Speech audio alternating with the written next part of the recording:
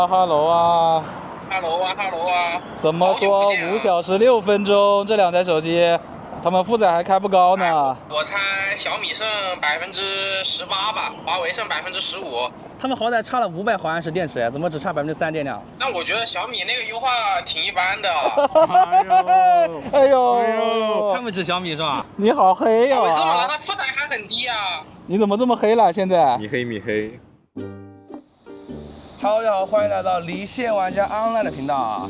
今天户外视频的主角是小米 CV5 Pro 啊，6000的电池，骁龙 8S Gen 4，好烦啊这个处理器。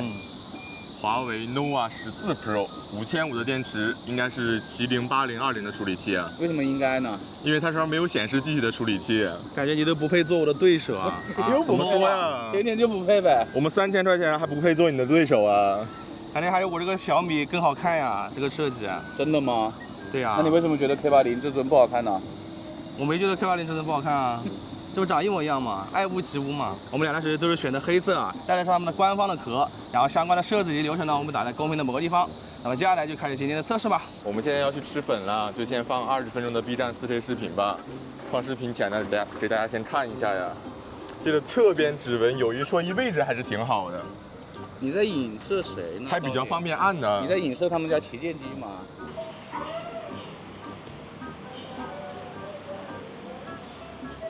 吃饭期间呢，我们已经看了20分钟的 B 站视频了。现在我们来开始打王者荣耀。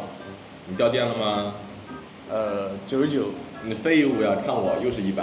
你这个原生鸿蒙的 B 站怎么还是这样啊？还需要再优化一下。就这个角还是有个黑角啊。哎呀，这个华为120帧和最高画质不能同拍呀。不是一直都不能开吗？那我们还是保证一下帧率吧。哎，我们小米也不可以在同一起跑线。不对，Turbo 4 Pro 不是一样的处理器吗？它是红米啊，我们小米就是要保守一点，真的吗？看那么多干嘛？够用了。我们这2台手机都开专注自动亮度了。这个 nova 明显要按一下右边这台啊，真垃圾啊！哎，等一下，你是不是塑料的呀？边框啊？你不要说那么多好不好？说都露馅了。你呢？你是金属的吧？我肯定是金属啊。那你为什么一样的处理器开不了最高呢？因为我小米啊，高端一点。我们这把游戏打了5分钟，刚才2台手机画质有点设置错了。我的荣耀是60帧加 HDR。你是华为。我的华为是60帧加 HDR， 它的小米是90帧加极致，所以这把我们先结束了，等会儿再调成一样，再重新开一把。这把王者荣耀还是均衡模式，120帧超高标准，自定义里面调成高。下面能开高的就开高了，这个开高的话，这120不同步就不开了。我这个小米玩的时候120，但死之后它就会给我锁到60帧啊，我滑也是没有用的。怎么了？给我省电吗？啊，现在回到120了啊。什么东西啊？在偷偷省电干嘛呀？6000的电池还那么偷省？我少死不就行了？要点脸。高手一般不会死的。第一把王者荣耀我们打了20分钟啊，两台手机的帧率跟网络都没有任何的问题，而且华为它好像也没有游戏模式，并且也开不了什么明艳画面、HDR 什么这种东西的。那么第2把呢，我们就开90帧，然后把那个自定义拉到最高吧，开 HDR 跟极致，这个负载应该是会高一点的。你为什么要说没有任何问题啊？你不是一到死了就会变60帧吗？我死的比较少，我也就死了6、7次吧。我死了也就5、6次吧。高手一般不会死。他没办法，他辅助不保护。纯菜不想保护你。这把游戏我们打了11分钟，2台手机的90帧加 HDR 也没有任何问题呀。我们现在在微信里面录视频呢，这个纯血鸿蒙还是这样的，直接调用它的原相机。你可以切换镜头吗？它默认是1080P30，可以切。哦，还可以切镜头嘞。哦，还可以调用啊，那这个我感觉确实还挺好的。你这个就垃圾呀！我也可以切换啊，但是你不能切镜头啊，你这个只是在变焦而已、啊。只能放大，不能缩小。你那个就是同一颗镜头，不像我一样可大可小。那还是你牛逼啊！那我们就直接发送吧，3、2、1，点。哎，啊，你在这里。我不用导出。怎么说啊？怎么说啊？别急。什么别急？你看我上传速度多快呀！它的发送速度跟我的导出速度差不多。是吗？是真的呀！完了，朋友。完了呀！完了呀！完了呀！完了呀！那我发的也挺快了，慢个5、6秒吧。用默认浏览器下载1G 大小的文件，3、2、1，点。左边是 nova。我感觉小米是不是机器小一圈啊？对，小巧一点啊。但是两台速度差不多吧，都是10几兆的样子。好接近呢，我怎么一点广告都没有？什么东西啊？不是广告挨着你了吗？你又不会去点。碍着我了，我看着烦。从现在这个进度来看，是右边的小米 CV5 Pro 要快一点。小米下完了，这边80%吧。我也飙起来了，我也20多兆了。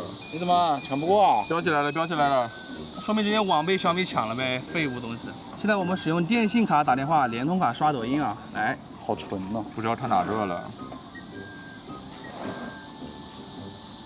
哎，慢刷感觉啊，怎么感觉都有一点点那种小加载啊？然后再快一点点，我感觉两个手机都有一点那种加载的问题啊。而且你这个屏幕为什么这么暗呢？这个自动亮度怎么回事啊？小米是不是偷亮度了？开偷了？我看着挺清楚的呀，我看的一点都不清楚啊。很白。再踹再踹。哎，都卡，就表现都不是很好吧？现在我们用联通卡打电话，电信卡刷抖音啊。别点了，刷吧。我感觉我这点赞不是很丝滑，就是慢半拍，有点。你看，它那个就很丝滑。就它出来那个红心会慢一点。是的。那你刚打游戏有什么问题吗？打游戏稍微有一点不那么真手。不愧是你啊！抖音刷多了，这么细微的差别都看得出来。我感觉他们电信好像好一点点。哎，刚说完，这个小米感觉是要差一点慢刷，快一点。快刷感觉好像区别不是很大了吧？哎，这个小米感觉还是差一点啊。好，那我们再最快。咦？哎，这两个的问题就很明显了呀，我感觉。我确实感觉这个华为不是那么跟手啊。而且它感觉会在某个地方卡很久。对。现在我们使用高地图步行导航啊，去往中午吃饭的地方啊，也不一定吧，走吧。你吃饭的地方。你吃饭的地方倒是肌肉记忆了啊。我们已经开始导航了，我发现华为好像还是没有小窗啊。我就照着地图回到桌面，正常来说会有着右下角的悬浮窗，它是没有的。现在华为还有83的电，小米也是83啊，一模一样啊。现在是中午的11点47分，我们今天已经使用了1小时28分钟手机了。然后小米是有这个小窗的啊。我们现在过了个圆盘啊，地图是让我们往右边走，哎，我们一不小心走错了，会往左边啊。然后现在亮度呢是华为的要亮一点哦。你这个右边的 CV 是什么东西？快点拉上来，别给我偷了。但是我这个定位为什么跟你不一样？是我准一点吗？你准一点。华为这边就还在那个圆盘上啊，我们圆盘在这里啦。对。所以 CV 这个是准一点的。我们往前走吧。你别走啊！把你给我亮度拉起来，拉。我最高只能这么亮了。啊，那你这个亮度是比华为差挺多的。我们华为都没拉最高呢。你把华为拉最高，看看有多亮，爆杀它。哦，亮很多，很明显吧？自适一下嘛，我看得清啊。我的小米已经率先给我规划了一条新的路线啊，非常之牛。那我在这儿等它了。华为的定位一直在飘啊，就一会儿在这儿，一会儿在这儿的。怎么现在又在这里了？我往前走走吧。哎。干翻华为！好了，终于轮到我先走了。唉，怎么了？现在的实时位置就是对的啦，路线也是对的啦。OK。我们现在又拐了一下，现在小米的实时位置是对的呀，华为没有任何反应。唉，行不行啊？没适配好。然后我们两个的规划路线呢，都是在马路的对面啊。我们在马路的右侧走一下，看他们会不会重新规划吧。走吧。哎，等一下，你们这个亮度现在怎么又差不多了？拉一下。拉最高。我这小米其实已经拉得很高了。拉高。哦，拉最高还是左边的华为会稍亮一点点啊。我走了没2步，华为这个位置跑马路对面去了。唉，真无语。华为的实时位置现在对了吧？啊，哎，它在飘，它刚刚啊，它现在是对的。叽里咕噜说啥呢？后面一惊一乍的，我小米全程都是对的，波澜不惊啊！妈废物华为。完了，又错了。啊，你看，一下的。它会飘。我判定是它没有适配好，好吧？我们又往靠近马路的地方走了一点，华为的位置又错了，又在马路对面去了。哦，小米一直都是对的啊，非常厉害。但是这个亮度呢，小米就一直会低一点了。他们刚刚在太阳底下的时候，其实是差不太多的。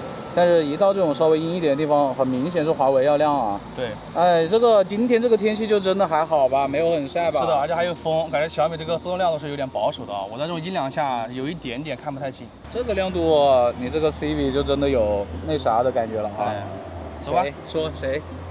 什么那啥感觉啊？这难产啊！刚刚又多了一个路口呀，无论是多路口前还是多路口后，华为的位置一直都是错的。哎，在我们拍摄的前1秒钟，小米跳过来了，我感觉是某种神秘力量驱使啊。什么神秘力它量？之前一直是对的啊，错的就是错的，而且我们试了一下往前走，发现它也还是不会变化，咋办呢？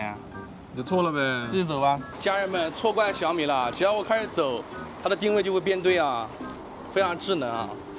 华为呢？华为不想说话，这就是我对华为说的话。号不想要了是吧？个人言论。你别叫，你看我重新规划路线了，小米怎么说？哇你就叫吧。啊，我没叫，我不能叫吗？我没叫。多么鲜明的对比啊！它连定位都是错的，哇！爆杀。哎，这个感觉是我们测过的小米机器里面可以最好的说导航最好的。对，啊，指头哥怎么说？指头哥。它的位置对了。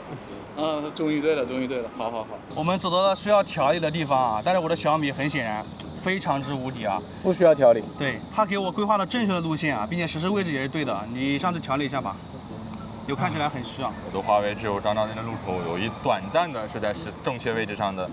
你快去吧，快去现在我上吧。去吧。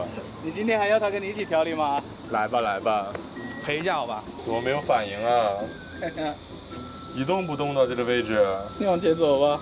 你还是那个位置呗。对啊， OK OK，你还有机会吗？对了对了，位置对了。哦，真有说法的。小米就在它规划路线上行驶，但其实它实际位置是靠里面的，它没有变化。导航了37分钟，终于到目的地了。整个导航过程中呢，这个华为 nova 14 Pro 的表现就比较差吧。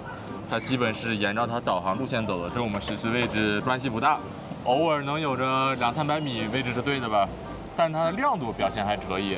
虽然小米的亮度不是华为，但是它的导航表现是非常好的。在我们所有的手机里面，这一节的导航它应该是排在，我觉得是排在第1，好吧？它的实时位置非常的准确，然后规划路线呢也很快，并且规划路线与我们实际走的路线也是一致的，就我基本上不用操心啊，表现非常好。现在华为还有74的电。小米还有77的电啊，现在是中午的12点23分，我们现在已经使用了2小时4分钟的手机了。那接下来我们就去厕所测一下信号。你不是说要在这边吃饭吗？我不吃，什么意思呢？他去厕所吃饭了，我就用一下他的电风扇。为什么不给我吹呢？啊，给你吹吹。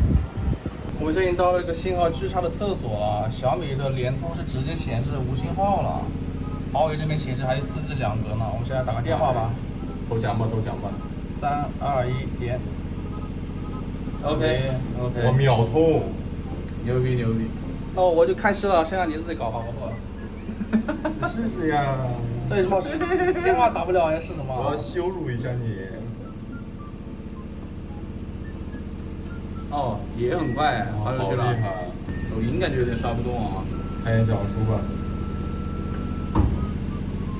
好他妈吓人！哦这边我刷出来刷出来了。怎么说嘛？年前还是可以刷的。哎，图片都出来了。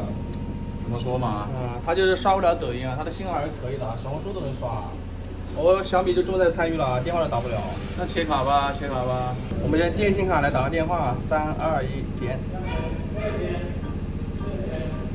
哇，小米很快就通了。啊？羞辱啊！怎么回事？狠狠羞辱，怎么办呢？别这么搞吧，大大明明那么强。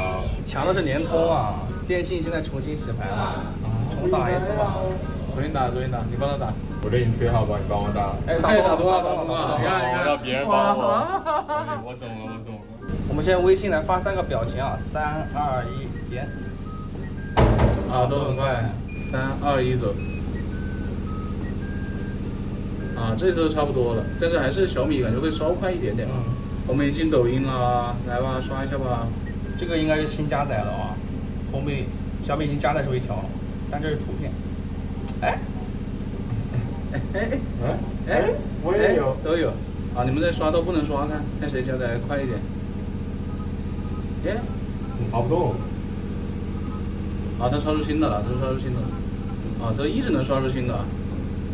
那抖音差不多吧。它这个厕所呢，联通就是华为表现不错啊，就是不能刷抖音，其他都可以。小米就直接记掉了。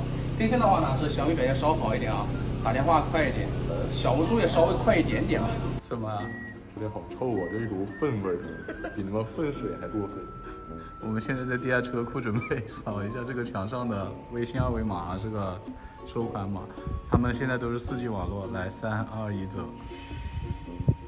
耶，我感觉华为这个界面好不清楚了。而且华为这个没有反应啊，啊？是什么原因啊？我重点一下。啊？放大了，太细了。那我们重新来一遍吧。3、2、1，走。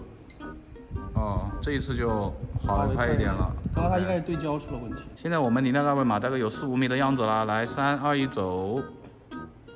哦，小米很快放大了。哦，华为也紧随其后放大。哇，小米扫出来了。OK， 来，你华为。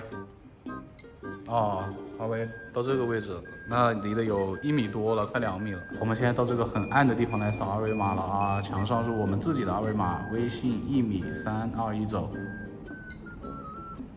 啊，都挺快的，还是左边的华为会快一点啊。现在我们离那个二维码大概有3米的样子啊，这2只手机就已经提前放大了，那我们就不管了，来，3、2、1，走。哦，也都是很快的，因为我们现在这个位置它开门开的比较大嘛，比之前亮一点。对，所以他们表现都还不错了。我们现在打微信视频通话，2台手机都是前置，华为的美颜默认没有开哦。即使是没有开的这个状态吧，也是这个华为要好啊。那个小米就是它一贯的那种脸上磕磕巴巴各种东西啊，好难看呐！我的天呐！赶紧华为这边就比较自然一点了。小米跟红米赶紧向 K80至尊看齐啊！对啊，这个太恐怖了，而且这个前置的视野的话是小米要稍微广一点啊。美颜还是关闭的啊，我们来看一下啊，视野还是小米的明显是要广一些的啊，都很卡。华为 nova 这个感觉没有任何的优势啊，这个清晰度什么的也不占优势啊。华为是不是没有这个功能，就是背景这个东西？虚化的好像没有哎，没有适配啊。好的，朋友们，我们现在准备刷微博啊。我们先是拿伞把这2台手机先遮一下阳啊。刚我们是打了10分钟的微信视频通话，并且还给他们散了一下子热啊。nova 14 Pro 是66%的电，小米 CV5 Pro 呢是70%的电啊。那我们现在把伞挪开，来，开始我们的5分钟刷微博。好，我们先看一下他们现在的亮度啊，都差一点点没有拉满，那我们就给他们全部拉满了。OK， 一开始的亮度，我们肉眼看是左边的 nova 会要亮一点的。这个 nova 感觉在停顿的时候会有一点点顿呢，你看滑动的时候，还真的有点不跟手哎。现在太阳好像被云遮住了，它没有那么大了。对，还是有阳光的，但是阳光不是特别烈啊。出来了，你看卡顿，这边的加载问题非常明显啊，这个 nova。你真的好，现在大概刷了1分半钟，这个 nova 非常明显的锁到60帧了啊，非常卡，而且都是空白的，而且它亮度还变低了，现在是没有什么太阳直射的了。我的天哪，这么卡吗？好差呀，这30帧吧，而且现在没太阳啊都，这太卡了呀，而且加上它那个有点滑不动的那种阻尼感啊，这个体验非常的差。感觉现在用那种百元机。我觉得跟我们上次那个超小屏的那个手机的流畅度差不多了。华为真的流畅稳定吗？这也太夸张了吧！这种图片都没有呀。对啊，就是刷了很多是没有这种，它就非常卡。你看，它加载也慢，滑起来也卡，然后也只有60帧，而且现在还没太阳。你感受一下这个流畅度。哎呦，这滑起来真的。哎，你这边在看什么东西啊？你感觉到了吧？我的妈呀！是真的比平时那些锁60帧的手机还要差很多的，多方面因素造成的吧？哦，锁了，现在刷了大概3分半钟的样子啊。这个右边的 CV 也锁了60帧啦，但是它也明显比华为要流畅呀。它加载没有问题啊，只有大概1分半到2分钟的样子是有太阳的。其实强度是很低的今天。对，虽然说现在有34度吧，其实我们体感也没有特别热啊。今天云比较厚，所以这个天气我只能说就是一个普通的夏天的天气吧。那看来这2个机器散热什么那一些做的都一般呢，整体的调度也挺怂的。好的，现在刷了5分钟了，最后的结果就是华为的亮度呢还是比 CV 要高一些的。我们来看一下啊，都没有拉满，我们把它拉满。我们把它全部拉满，拉满了之后还是 CV 亮一点了。华为是在1分半钟的样子就锁了60帧，并且它的加载也有问题，很卡顿呐，非常的卡顿。CV 是在3分半钟的时候锁了60帧啊，但是它的60帧会比华为这边要更流畅一点，因为它加载那些还是没有什么问题的。因为我们今天整体其实也没有多长时间的太阳，这2台手机表现都是比较差的。你感受一下吗？华为是太夸张了，我觉得。你感受一下，后盖是华为要烫一点，边框是小米烫一点。朋友们，下大雨了啊，看到没？刚刚搞完，现在这2个手机在这边散热啊，用了散热背夹。你带了个充电宝还没电，负重前行啊。加了个配重是吧？带出来，带了个铁坨。趁现在夏天温度还这么高啊，那个散热背夹赶紧过来找我们。好的，朋友们，散过热了，也要开始录像了。全都是4K 60帧，他们的默认设置啊。华为呢就没有那个杜比世界啊，什么 HDR 那些都没有啊。小米这边呢，它是杜比世界是只能4K 30帧的，所以我们也就不开了啊。小宝，哎，非常可爱，站在那边，慢慢的向他走过去。华为这个取景框已经没有60帧了，这刚开始就没有60帧了，很夸张啊。但是从颜色上来看的话，是华为这边要显得稍微真实一点点啊。我们现在来转一下圈啊。华为这个取景框一定没有60帧了，这才开始录了5秒钟就没有了。小米这边从取景框上看就感觉对比度有点高啊。后面那个天确实是蓝的，因为这个黑云在这一边啊，太阳在这个黑云里面的。它这件衣服呢也是黑色的，但是会被照的有一点点反光，所以其实我从取景框上看是华为这边会相对真实一点啊。而且你从人脸上来看的话，也是感觉华为会好看一点啊。现在我离远一点向它跑过去啊。OK， 现在再快一点转圈。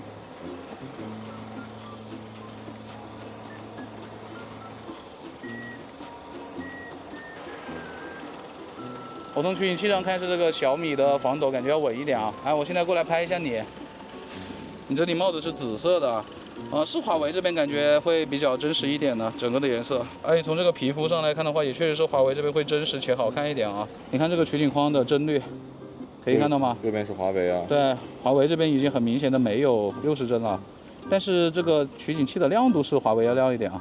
它从很早开始就没有60帧了，再给大家试一下，看他们能不能够在这个录制过程中切换镜头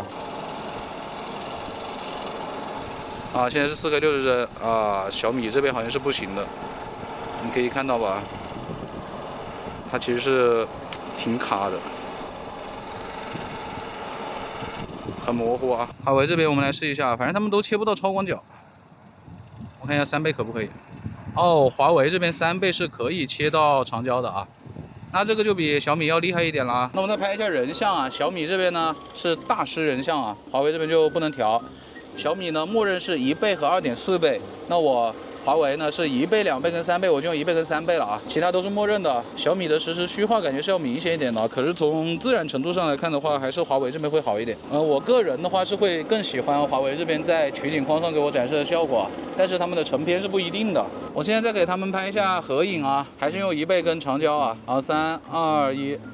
实时虚化是小米这边好很多了。那这一张就要离远一点了，要不然拍不全。好，3、2、1。我们现在用他们的人像前置来拍一下啊，小米这边的美颜还是非常明显的，并且虚化都很明显啊。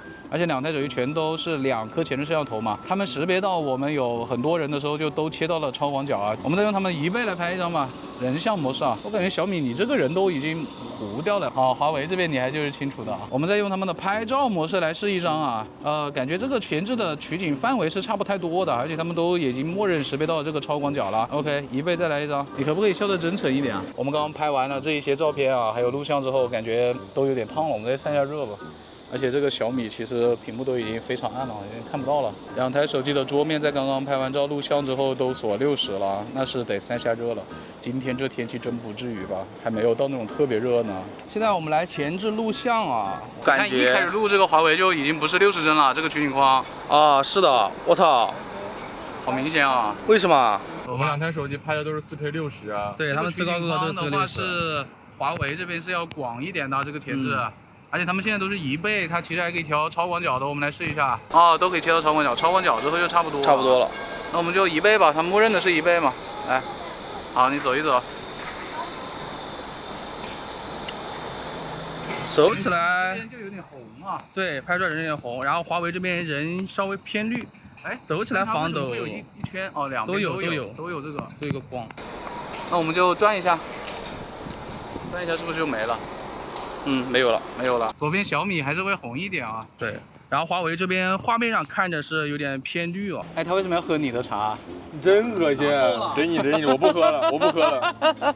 是这样的，我们在半个小时之内呢，经历了3个季节吧，现在又是这种大太阳了啊！我们现在要用这2台手机来拍照了啊，都是有3颗镜头的，而且都有长焦啊。小米我们就用徕卡生动了啊，华为这边就是原图啊。哎，怎么感觉超广角是小米的要广很多哎？但是现在取景框真的。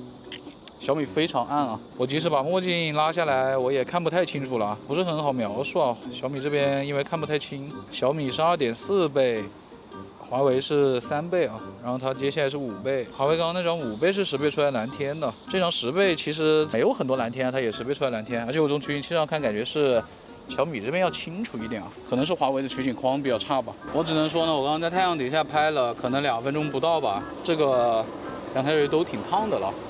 感觉他们的散热真的都挺差的，而且温控很保守啊。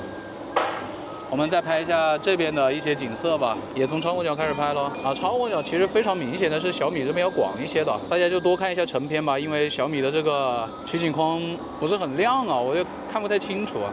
单从取景框来看的话，我会更喜欢华为这边啊，5倍和10倍拍一下这个北辰国会酒店啊，歌手们住的酒店啊，他们在北辰洲际酒店安排不下来就住这啊。我们再拍一组稍微远一点的，对着那边拍啊，那边景色还挺好看的，直接从他们长焦，大家就从成片里面多看一下啦，直接打10倍拍那边那个楼上的字，我感觉长焦的防抖是华为这边会好一点哦。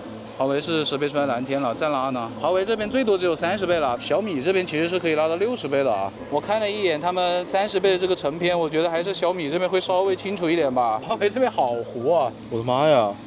看小米这边是好一点点啊。我们来试一下他们有没有长焦微距啊，来看一下小米2.4倍啊，是有一定的微距的啊。哦，它是可以对到焦的，我们就对这个开干引讲。然后再看一下华为，超级微距已开启，那我把它关闭。这张照片他们一个是竖着，一个是横着，大家就多担待啊。这个是用长焦拍的吗？这个华为我把那个超级微距什么的关掉了，它给我拍出来的好像也是用主摄拍的。大家可以看一下这个照片的信息，它这里是 f2.0啊，但是我前一张的长焦的这张照片是 f2.4啊，所以它应该用的不是长焦镜头啊。我们再来拍一下绿叶啊，这边呢可能是没什么很多光照的，1倍和3倍。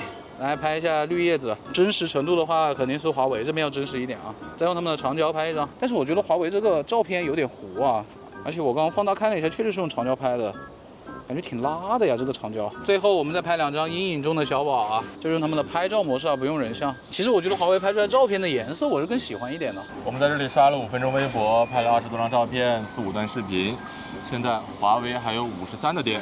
小米还有59的电啊！现在是下午的2点钟，我们今天已经使用了3小时1分钟的手机啦。那接下来呢，我们就步行去往地铁站嘛，来刷新一流。检查一下好吧？爱了。哎，这个也可以，都行，不挑。你的也不错呀。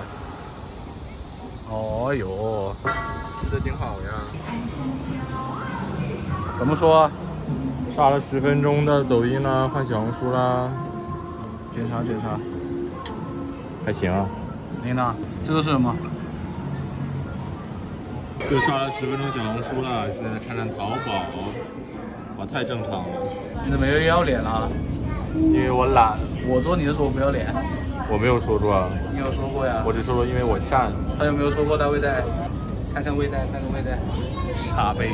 刚刚还没到5一专场的时候，2台手机刷淘宝都有一点加载的情况，现在到了已经可以了，没什么问题了。今天没有刷美团的，我们现在刷一下，看一下有没有加载问题。啊，好像都没有加载的问题啊。我们又刷了10分钟的美团，现在来到麦当劳了。我刷美团的时候好像闪退了2、3次，就很邪门，不知道是触发了什么 bug。现在华为还有42的电。小米正好还有50%的电量啊！现在下午的2点46分，我们今天已经使用了3小时42分的手机了。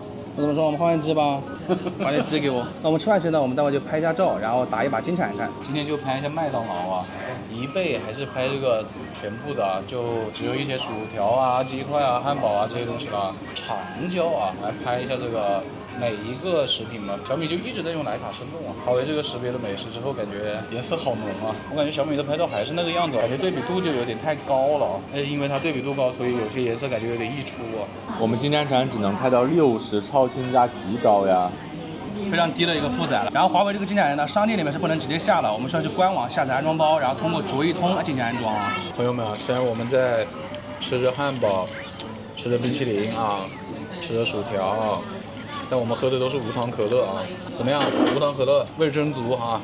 我要死了，别杀我！我现在很弱，我现在全场最弱的。别杀我，让我回头血。我应该死不了了。你们今天是铁壁双排吗？当然不是啊，我要干爆他，等会儿。那你们谁厉害点现在？现在他厉害一点。那你还干爆他？我说他止步于此了。对吧？接下来我们打了34分钟啊，两台手机的网络跟帧率都没有任何问题。没赢啊，没赢啊，别人都是3星在那里乱斗呢，我全2星打不过。现在华为还有29的电。29啊？啊？小米是39，你还能撑到数1吗？你现在只有这么点电了吗？垃圾华为啊！这什么呀？我给你讲到开头去。个人言论。我就是小米的，我不知道啊。我们现在在南门口准备用步行轨迹之路穿一下南门口的巷子啊。但是目前华为的高德地图和百度地图它的步行轨迹之路呢是没有适配的，所以我们就使用 Keep 啊。开始吧。快走吧，朋友们。走，go，太热了，走阴凉地，走阴凉的。他重新喷的漆吗？装修了一下。哎，好像是重新喷了啊。哎，他人呢？哦，在这里。啊，还知道躲在这个角落里面呢。我的小老弟。那你是谁啊？我们步行轨迹已经完成了，当然我们发现华为的这个路线不能放大，所以我们就在另一台设备上登录了，然后进行全屏查看。好的，那我们现在就看一下他们的这个记录的轨迹吧。左边是小米啊，右边是我们自己登录了这台华为的设备啊，这台就一直在旁边亮屏的啊。来，右边就大家就当做是华为的啊。我觉得华为不对啊，这为什么起点就不对了，起点就不对了。是在右边的，而且感觉华为怎么走着走着歪歪扭扭的，这里还有一个莫名其妙的凸起。对，这个位置是不太对的啊。斜插进小巷，因为我们是沿着下面这边走的，小米有点靠上。华为这边还是 OK 的，回头录的话就都不是很准吧。但是小米差一点吧，它这个都成啥样了？它这个有2个交错啊，这个其实我们是接近交错，没有交错的。这些转弯也都不在路上。对，就都不在。哦，但是后面的2台都差的挺多的了，都一直没有在路上的。我看到目前为止啊，我感觉小米是不是它的精度不是特别高，它的很多线都是那种比较直的，对，强制连起来的。对，华为这边就感觉有点飘。对，你像这一节我们是在这个路上走的嘛，对吧？对，我这还在路上，你这个就直接过去了。包括后面也是华为准一点啊，华为都在路线上面，你看你。好，我们在里面拐了几个弯，都一般吧。我们来看一下有没有楼啊，能不能看到楼啊？看不清楼。这个 Keep 的地图上没有标识啊，好像也没有办法看这个地方到底准不准啊。我们再看路吧。啊，这里的话肯定是小米的会准一点了，因为我这里都已经出去了，我们是沿着这个路的，从这个旁边走进来的。我们也是沿着路下侧呀，2台手机都在上侧。对，都有点往上偏了啊。好，最后是开过的古潭街。华为其实在开过的地方还是挺准的，而且感觉它的那个精度要高一点。对，它那个监测的，对它采样的那个点要多一些啊。小米这边就感觉就几个点连起来的，但是在开过的地方都还行吧。整体的话就是大差不差吧，对，没有很大的区别了。现在华为还有23的电啊，只有23了。小米是34的电，现在是下午的4点05分，我们用了4小时45分的手机了。接下来呢，我们2台手机就用高德地图的车载导航去河西，途中会经过隧道，重点专注他们俩在隧道里面的导航表现怎么样。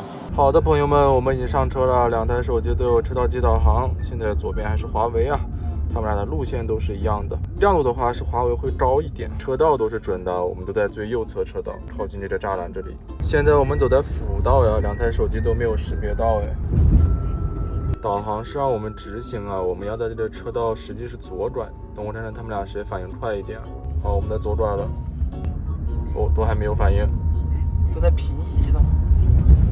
哦，右边的小米稍快一点点啊。好的，现在我们准备右转，要进入到隧道里了。现在我们在左侧路，小米是错了，它在右侧，进入到隧道里了。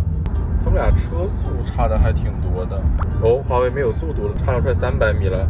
我们现在正在这个弧线上面行驶，左边的华为好像是准一点的，右边小米有点太慢了，感觉华为可能会提前一些，差了400米了，华为都要到岔路口了，华为绝对是快了，华为眼前就是岔路口，我们这个弯道还没行驶完呢，进岔路口了。哎啊！华为你在干嘛？真的是惯性导航，就相当于华为是在波动化呗。但小米这个速度只有6，怎么可能？要发生事故了，在隧道里开这么慢。好的，前面就是我们的岔路口了，我们马上要进去了。但是小米是不是卡住了？它太慢了。我小米有1.2公里了，又回去了。它地图上都没有岔路口的存在呀。完了，一个超前那么多，一个落后这么多。你看这速度0、1、2，都差。华为刚刚显示什么信号定位弱，华为都开出去了。我们还没出去呢，华为怎么出去了？小米还不动呀？华为有速度了。小米呢？哦，小米突然闪现出来了，都挺差的吧？现在我们已经汇入到主路了。从隧道出来之后呢，两台手机表现又都还可以了。现在我们马上就要到目的地了。我们导航了快20分钟，已经到达目的地了。在除了隧道以外的部分，两台手机的表现呢没什么问题，但是在隧道里面，这个华为呢是一直在提前，感觉在波动化啊。我们还没到隧道，它就已经开过去了；我们还在隧道里面，它就已经驶出隧道了。小米呢也很离谱，它根本就没有出现隧道的那个界面，开着开回去了。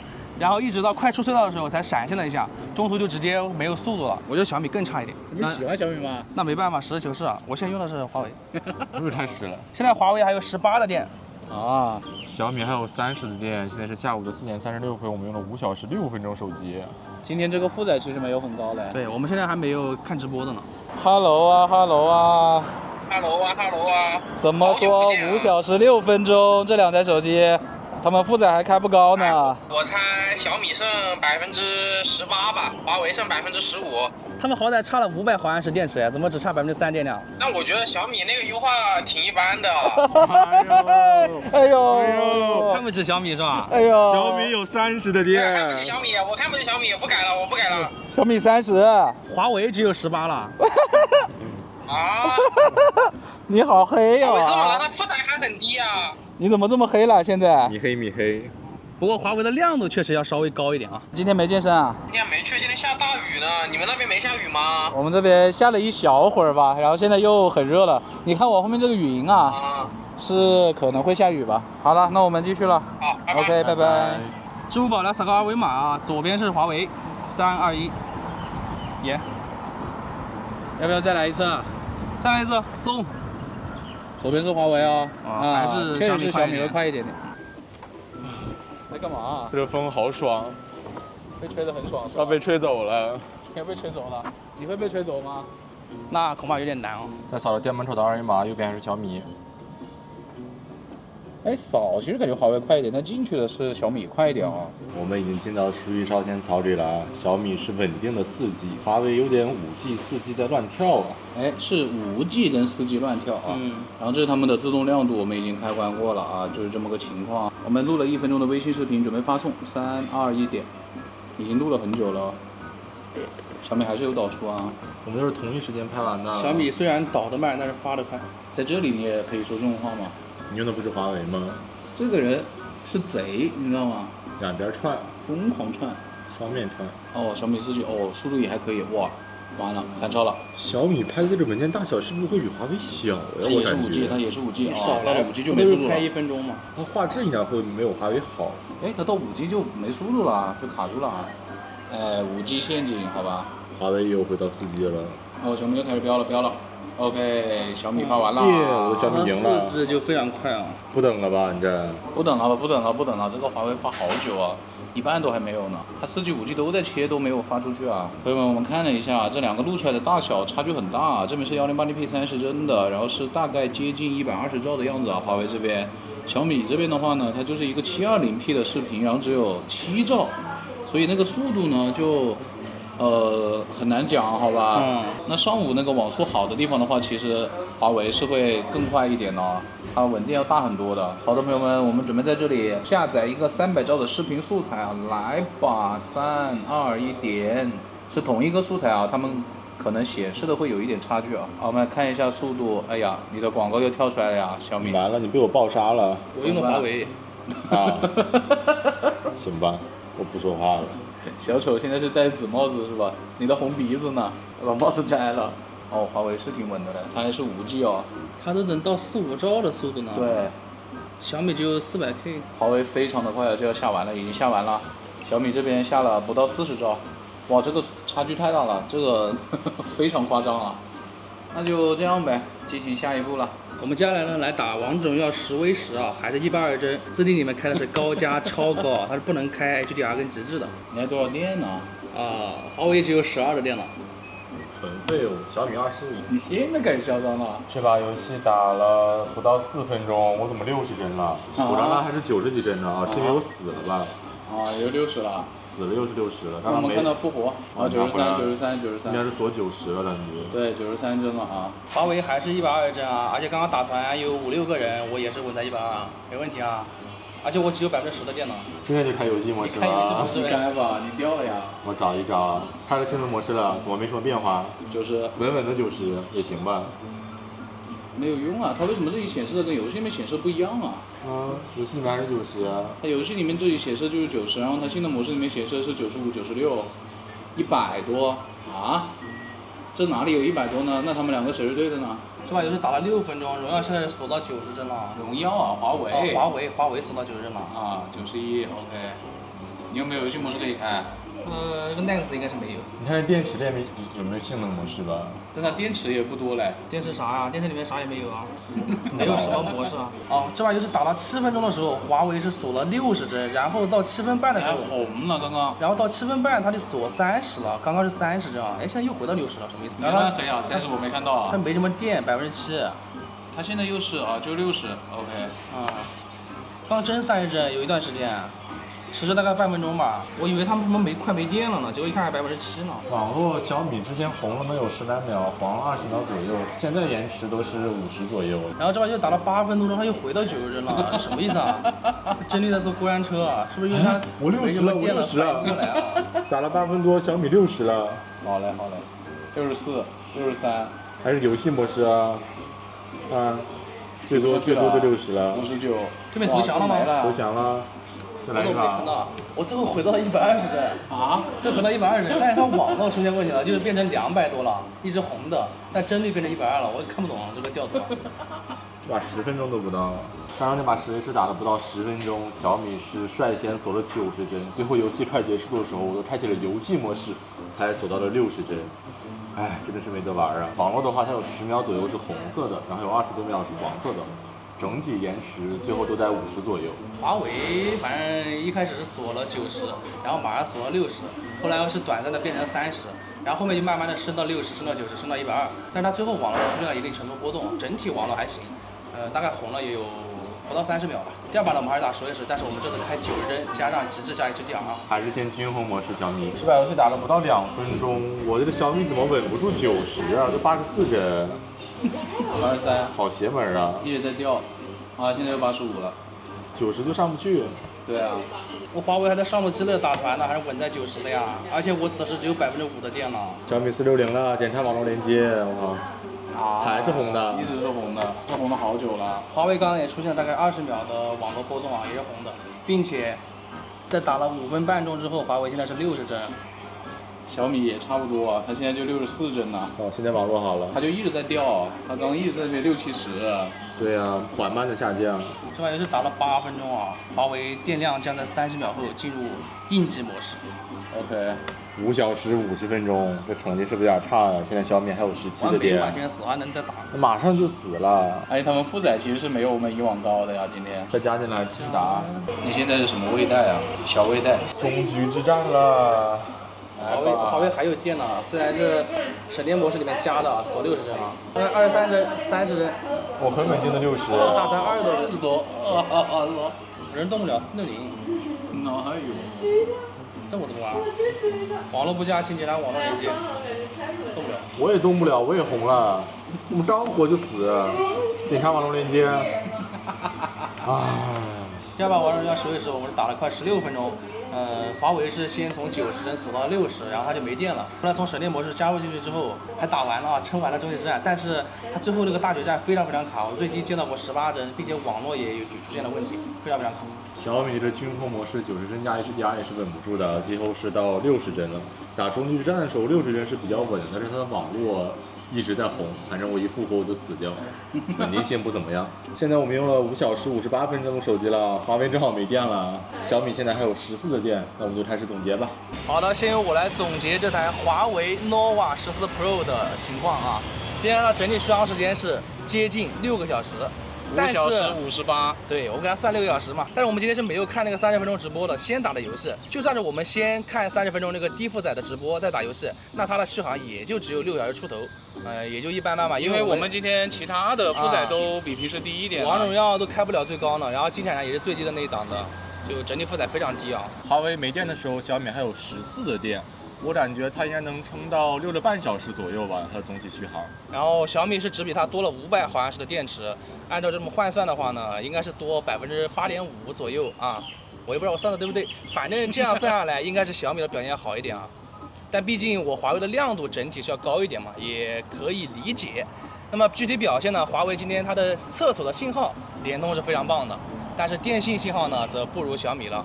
然后在微信的所有上传环节呢，都是华为更好。下载的话呢，在信号比较差的地方啊，它是呈现出了碾压的优势啊，在那个信号比较差、数小点早，它能到4、5兆的速度，而当时小米可能只有几百 K， 非常夸张。但在上午信号很好的地方，小米最后那里能有奔到20多兆每秒的速度啊！今天他们俩都非常差的，就是那个隧道导航吧。华为是往前进了特别多，小米是不往前进反而后退，遥遥领先嘛，对不对？反正都很差。